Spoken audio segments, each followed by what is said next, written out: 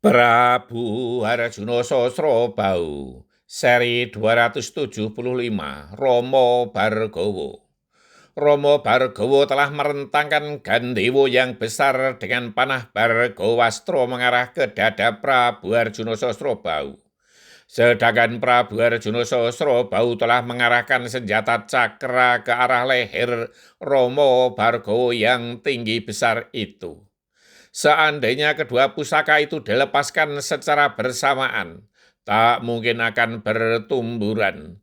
Kedua pusaka akan menuju ke sasarannya masing-masing. Panah Bargowastro akan meluncur sedikit lebih rendah dari senjata cakra. Dua buah pusaka ampuh di tangan dua orang yang sakti Mondraguna tak akan pernah luput dari sasaran. Sekejap kemudian, kilat petir menyambar-nyambar, guntur menggelegar bersaut-sautan. Walau udara bersih tanpa awan, mega mendung apalagi hujan. Klap, klap, klap, klap, jelegur, jelegur, jelegur. Berbarengan dengan itu, tubuh Sang Prabu Harjuno Sosrobau terbakar hangus.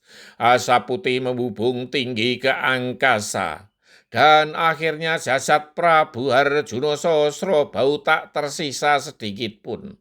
Hanya abu pakaian yang teronggok di tempat bekas Sang Prabu Harjuno Sosrobau berdiri.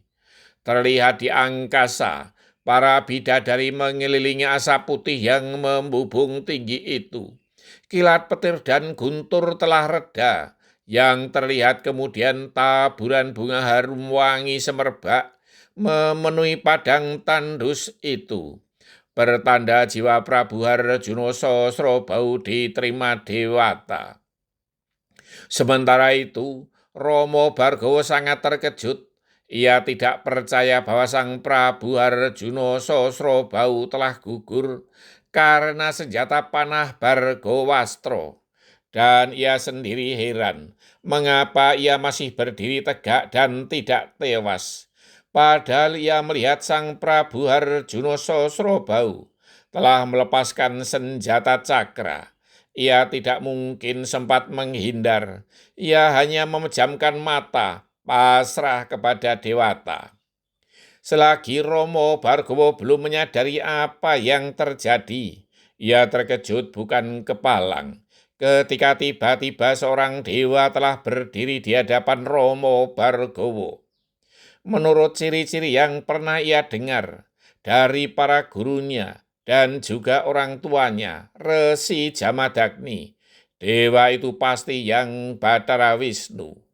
Lebih terkejut lagi ketika dilihatnya, dewa itu memegang senjata sakra. Menghaturkan sembah bakti Pukulun Bathara Wisnu, berkata Romo Bargowo tanpa ragu.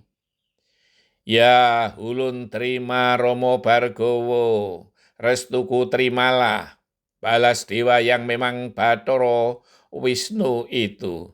Hamba mohon ampun, karena telah membunuh Sang Prabu Harjuno Sosrobau.